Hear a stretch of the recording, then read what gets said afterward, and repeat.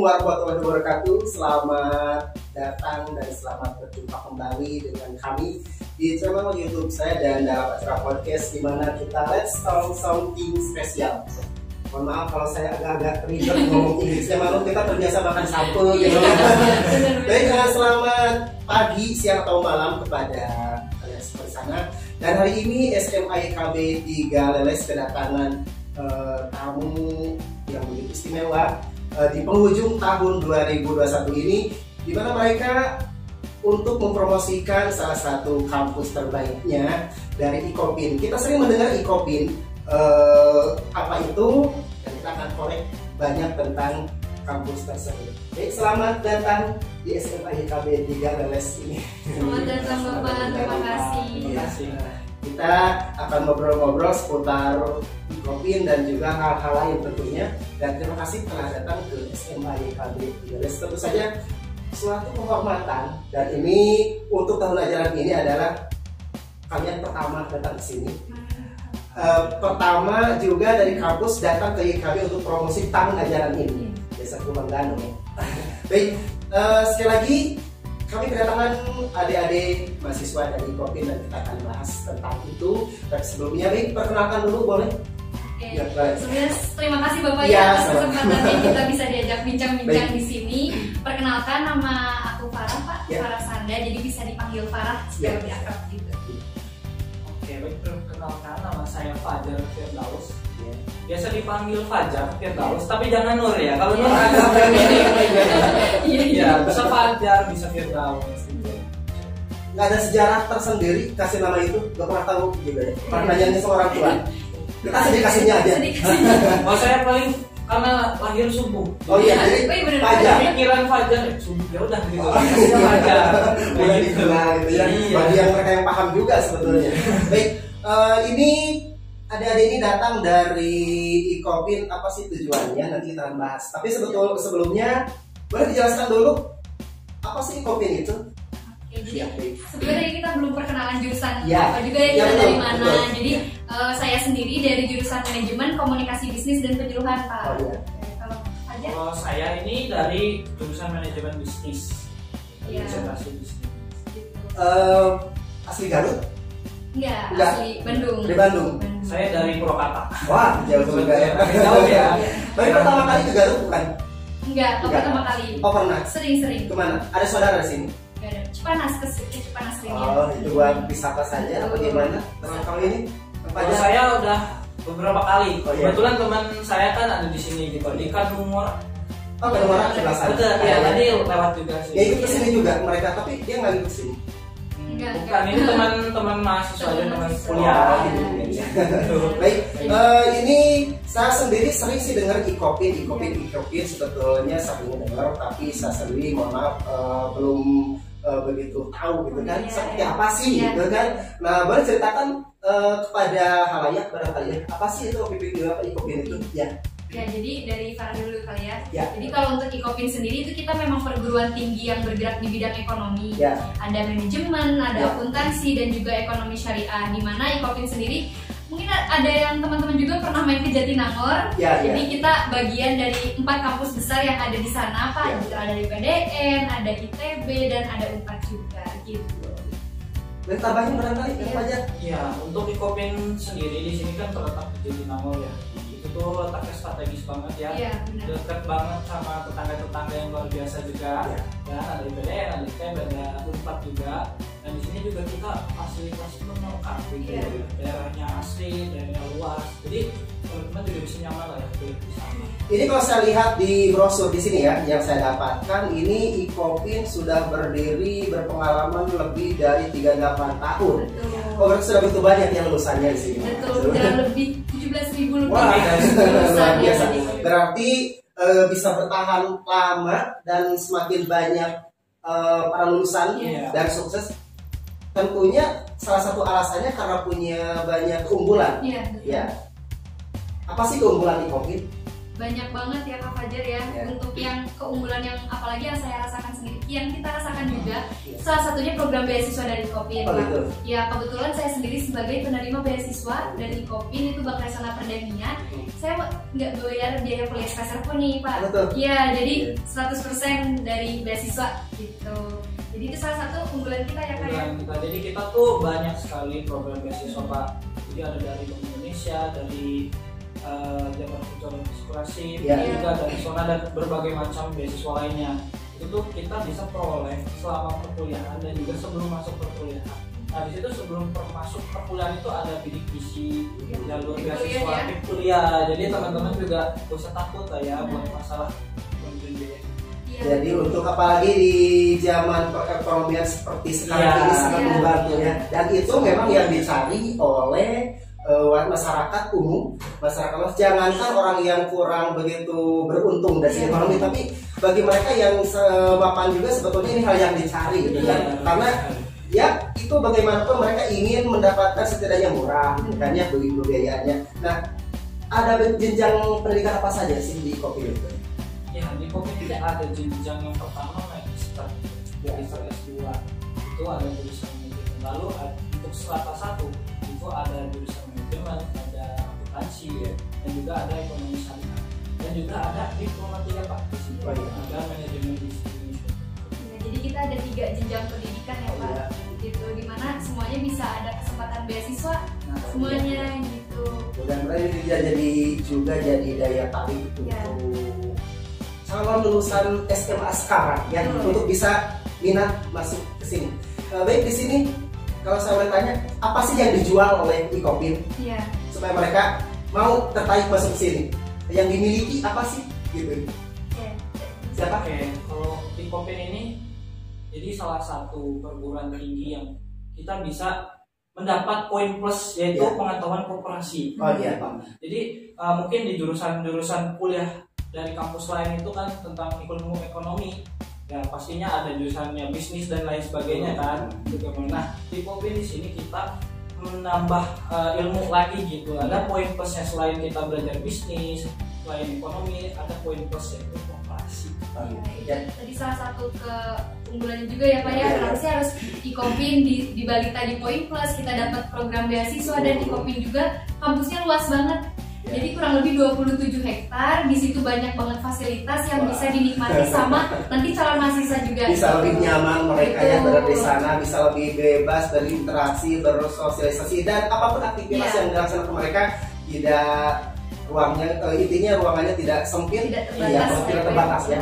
Baik, kita ngobrol-ngobrol juga. Sekarang kan pandemi sudah hampir 2 tahun. Nah, saya kalau boleh jujur dan pengalaman di SMA, saya menemukan daya tarik belajar mereka itu mulai menurun. Ya, karena ya bayangkanlah mereka sudah hampir 2 tahun belajar di rumah. Mungkin poolnya itu 1 tahun setengah. Mereka sudah keenakan untuk diam di rumah saja, belajar di rumah, dan itu pun mereka tidak terpantau pembelajarannya.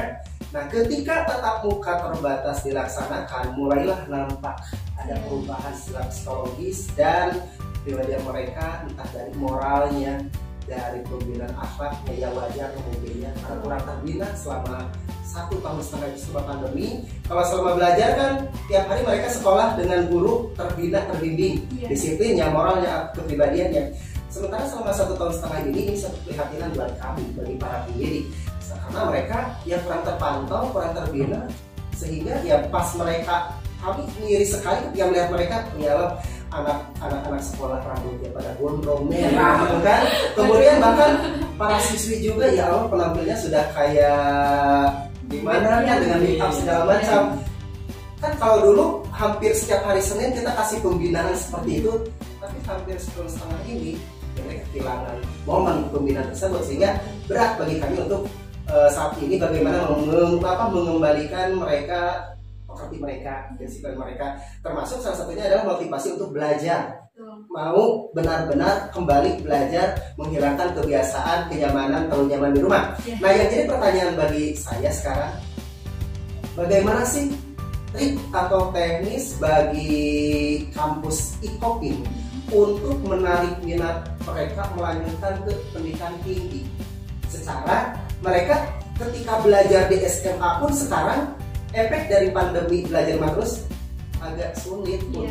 Bukan sulit ya, perlu perjuangan keras untuk mengembalikan mereka. Nah, ini mereka harus melanjutkan ke jenjang lebih tinggi lagi. Apa yang bisa dilakukan untuk memotivasi mereka? Siapa? Fajar. Jadi kalau misalkan gimana caranya Ikopi, kita punya tenaga pengajar yang profesional di bidangnya ya Pak ya, udah bergelar profesor, dokter dan juga magister. Jadi memang pembelajaran di Ikopi itu kita dikemas supaya gimana caranya semenarik mungkin, dan selain itu kita punya fasilitas yang namanya juga laboratorium Pak. Jadi selain kita belajar di kelas, kita juga ada laboratorium di mana pengajarnya itu kakak tingkat ya. Jadi akan lebih nyaman untuk nanti anak-anak sharing gitu ya. Biasanya kan kalau sama dosen misal malu bertanya atau agak segan gitu ya Pak. Kalau misalkan di laboratorium itu akan lebih enjoy ya Kak ya. Enjoy, lebih interaktif lah ya. Iya. Itu barangkali lebih kepada trik atau cara motivasi ketika sudah memasuki dunia kampus belajar di sana. Yang ingin lebih saya tanyakan, bagaimana cara memotivasi mereka supaya mau kuliah. Nah itu seiring dengan perjalanan masa pandemi yang membuat semangat mereka belajar sudah mulai menurun. Nah gimana nih untuk membangkitkan semangat mereka supaya mau kuliah gitu? Kenapa harus kuliah gitu ya Pak ya? Di sana. Ya, mungkin kalau dari saya ya, di kuliah itu, di perkuliahan itu dan tidak kuliah itu beda Pak. Jadi di dalam perkuliahan itu kita selain mendapatkan hard skill, kita belajar ilmu ekonomi, komunikasi, bisnis. Nah, kita juga bisa mengembangkan soft skill kita gitu ya. Nah di situ kan di kampus atau di organisasi kampus, nah itu ada banyak macam-macam organisasi Pak, kayak BEM, terus DPM dan lain sebagainya. Nah itu tuh teman-teman bisa ngembangin gitu, bisa menempah soft skillnya di dalam organisasi-organisasi dan UKM gitu. Baik, ini menjelang tahun ajaran baru kalau di tingkat satuan pendidikan SMA ya, sudah mulai promosi sana sini gitu ya. Apa yang dilakukan, teknik apa saja dalam promosi yang dilakukan oleh ya kampus?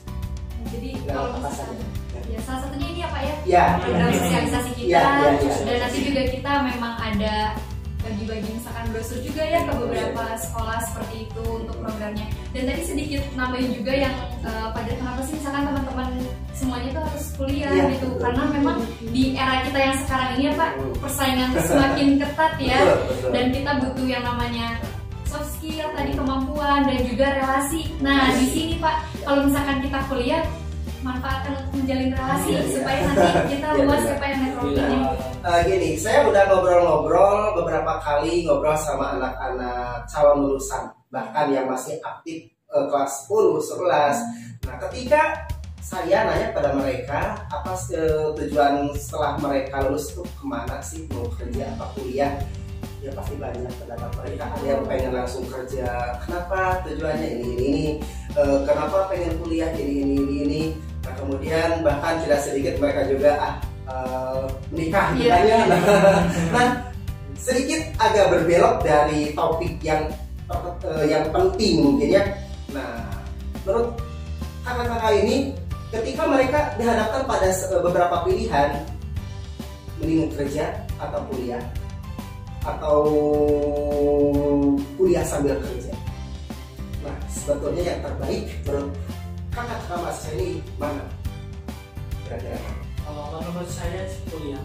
Jadi ya kita ingin yaitu tadi mengembangkan hasil kita, terus soft skill dan juga relasi tentunya, karena dunia pekerjaan kan sudah banyak banget gitu ya relasi, apalagi kita butuh banget gitu relasi dan soft skill. Dan pertama kali kita mungkin ya mendaftar di suatu perusahaan dan banyak pertanyaan mengenai soft skill, kita pun bisa mengembangkan soft skill kita gitu sebagai nilai jual kita untuk kedepannya gitu. Ya memang kuliah penting ya Pak, tapi di samping itu kita mengerti kebutuhan akan misalkan siswa-siswa SMA yang memang tidak semua hanya kuliah tapi ingin sambil bekerja, makanya kenapa di Kopin ini kita adakan kelas karyawan. Kelas karyawan jadi nanti bisa yang mau sambil kerja, bisa sambil kuliah juga karena waktunya lebih fleksibel. Nah, ini yang sering kami dengar dari anak-anak kami, banyak di antara mereka yang mengatakan, "Pak, saya pengen kuliah sambil kerja." Memang sekilas kedengarannya keren gitu kan ya, kuliah sambil kerja. Nah, menurut kakak-kakak ini berat nggak sih kalau dua-duanya kuliah sambil kerja? Pastinya ada salah satu resiko yang akan dihadapi ketika nih, kira-kira seperti apa pencerahan buat adik-adik pelajar di luar sana supaya pemahaman seperti itu bisa terpecahkan? Betul nggak sih yang namanya kuliah sambil kerja itu enak atau bagaimana? Boleh?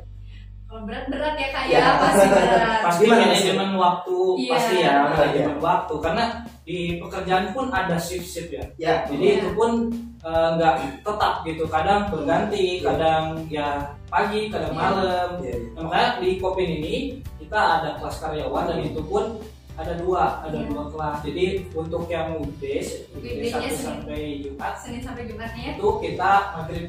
Ya, jam 5 sampai 9 malam gitu. Iya, kalau untuk weekend itu bisa jam 8 sampai jam 4 sore ya. gitu. Boleh barangkali ada pesan dari Kak langsung untuk mereka yang sampai sekarang masih menganggap aduh merasa bangga lah yang namanya kuliah sambil kerja. Boleh langsung kepada adik-adik di sana yang punya pemikiran seperti apa? Oke, jadi untuk mana yang lebih baik itu kembali lagi ke kebutuhan dan juga bagaimana planning masing-masing ya Pak ya. Jadi kalaupun memang yang pilihan terbaiknya itu adalah kuliah sambil kerja, mangga gitu di Kopin pun kita juga menyediakan kelas karyawan. Karena memang kalau dibilang berat pasti berat. Itu untuk time manajemennya itu seperti apa? Pasti berat karena bakal ada yang dikorbankan. Salah satunya waktu untuk diri kita sendiri barangkali ya Pak ya.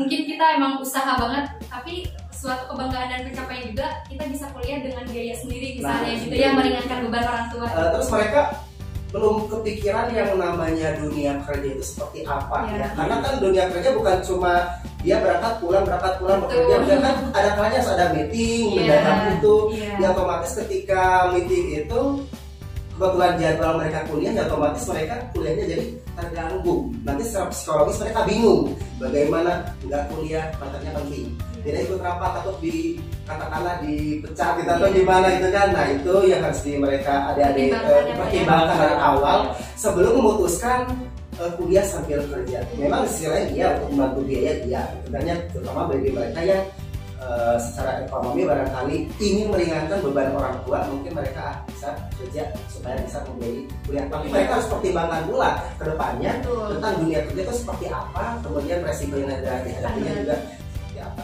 Baik, ini kalau saya melihat proses sudah mulai ada informasi pendaftaran untuk Kopin. Mulai kapan dibuka? Ya, jadi untuk gelombang 1 itu dari bulan Januari juga sudah buka. Jadi nanti boleh di follow juga ya Pak ya Instagramnya, nanti teman-teman juga follow Instagramnya Mas Kopin untuk informasi tentang gelombang pendaftaran. Biasanya kita membuka 4 gelombang, jadi gelombang 1 sampai 4. Nanti kalaupun yang daftar di gelombang itu dapat diskon juga Pak. Baik, kita beralih juga kepada topik-topik yang lain, tapi ini masih dalam kaitannya dunia remaja. Karena tugas kita bagaimanapun adalah mencerdaskan kehidupan bangsa dan juga bagaimana membina generasi kita ke depannya bisa lebih baik. Kalau kita memperhatikan dunia sosial media, pemerintah, dunia remaja, pasti siapa sih yang tidak miris gitu ya. Ngeri sekali memperhatikan pergaulan mereka yang diliput oleh media. Bahkan ada dengan berbagai kasus mereka, bahkan ada yang masih usia muda sudah menggugurkan kandungan, ya. Kemudian ada yang sampai dengan kasus kriminal sampai dibunuh. Bagaimana sih tanggapan kakak-kakak melihat fenomena anak remaja sekarang sampai seperti ini? Mungkin karena kondisi seperti ini ya, jadi pendidikan itu kurang. Jadi kita tuh mungkin ya kita berada di rumah terus dan tambah pengetahuan mengenai sosmed yang seperti itu. Jadi mungkin ya untuk sekarang ini tren-tren tuh yang nyeleneh-nyeleneh gitu ya Pak. Jadi mungkin itu jadi dampak ke anak remaja sekarang. Jadi malah ditirukan gitu karena ingin tren gitu, ingin mengikuti tren sekarang karena tren yang banyak itu menyeleneh seperti itu Pak. Seperti itu ya mungkin anak-anak itu dari ya Ya seperti itulah ya keadaannya. Berarti ada pesan yang mau disampaikan kepada para generasi kita ke depan, ya para pelajar, bahkan termasuk para mahasiswa juga kan ya. Nah sekarang kita ya ada berita sedang viral gitu ya tentang seorang mahasiswi, maka kita nggak bisa dibahas masalah itu wilayah mereka. Tapi mereka ada pesan buat mereka untuk menjadi generasi lebih baik di zaman era digital seperti ini. Ya sebetulnya itu salah satu peran dari kita juga saling mengingatkan ya, dimana namanya sosial media itu sebetulnya bisa jadi dampak positif, bisa jadi dampak negatif, tapi sebetulnya bijaklah bersosial media supaya nanti kita boleh ikutan tren ya Pak ya, tapi jangan sampai merugikan diri kita sendiri bahkan gitu. Bahkan orang lain ya. Iya, dan jangan sampai. Memang ini sekarang udah zamannya dunia digital, hampir setiap orang memiliki aplikasi tersebut dan rasanya gatal untuk tidak ikut nimbrung. Tapi ya pastinya seperti yang barusan disampaikan, tetap kita memilah dan memilih dan lebih bijak dalam memanfaatkan sosial media. Baik, kita sudah ngobrol-ngobrol, sebetulnya masih banyak yang belum terpecahkan. Obrolan menarik sekali obrolan hari ini tentang tujuan, maksud dan tujuan kakak-kakak datang ke SMA YKB 3 ini. Oh ya, ini SMA YKB 3 ya, dan sudah menyampaikan informasi kepada langsung di kelas, dan kemudian ini mudah-mudahan lewat sosial media podcast ini bisa lebih menyeluruh, lebih banyak tersampaikan informasi yang sangat dibutuhkan meskipun belum semuanya tersampaikan. Tapi mudah-mudahan nanti dengan mereka memfollow akun-akun Ikopin bisa mereka mendapatkan lebih banyak informasi. Baik, terakhir sebelum kita tutup, barangkali ada pesan terakhir untuk adik-adik pelajar di seluruh dunia. Boleh. Oke, paling kalau dari saya, jangan patah semangat untuk menggali ilmu.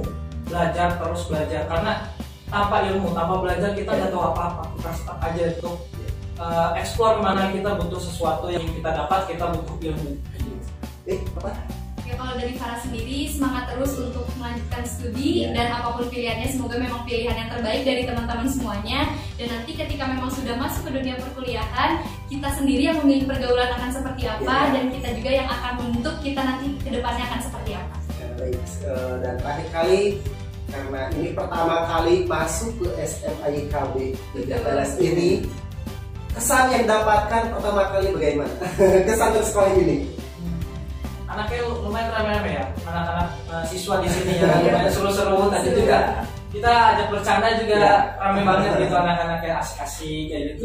Dan lebih welcome ya, tadi saya masuk juga meminta spidol gitu, udah langsung semuanya gitu memfasilitasi kita gitu. Dan kedua kita yang dibuat takjub adalah ada ruangan podcast ya. Itu yang bikin kita takjub. Nah ini adalah sengaja untuk kita buat, katakanlah kita bikin beda dengan sekolah lain. Kita coba, kalau yang lain mereka udah biasa Zoom meeting, lain-lain udah biasa. Oke, kita bikin podcast. Ini ada ide dari Pak juga untuk membuat konten-konten positif baik oleh guru ataupun adik-adik kami pelajar itu, sehingga bisa katakanlah ini kekinian gitu ya, yang sedang sekarang booming dilaksanakan ya seperti ini dari podcast. Makanya ketika ada adik-adik kesini, oke, kita nggak pikir banyak, ayo kita melaksanakan meskipun sarananya gitu kan ya sedang diperbaiki, dan kita hanya memanfaatkan fasilitas yang seadanya saja. Tapi mudah-mudahan tidak mengurangi tujuan dari podcast Karaku. Baik, kami ucapkan terima kasih banyak. Pertama telah datang ke SMA YKB 3LS. Juga yang kedua sudah mau diajak podcast dengan kami meskipun dengan sarana seadanya. Bapak-bapak yang penting pesannya tersampaikan ya Pak ya. Sehat-sehat semuanya, dan juga mudah-mudahan lembaganya, kampusnya bisa lebih banyak, dan mudah-mudahan tahun ini dari sekolah kami bisa ada yang lolos ke sana. Amin. Terima kasih, selamat melanjutkan perjuangannya, dan mudah-mudahan kita sehat dan berjuang bersama-sama mencerdaskan kehidupan bangsa, dan berjuang bersama-sama membuat generasi kita bisa lebih baik. Baik, sekian yang kami sampaikan, mudah-mudahan bermanfaat bagi kita semua dan menjadikan pencerahan bagi kita semua. Terakhir dari kami, Assalamualaikum warahmatullahi wabarakatuh. Atau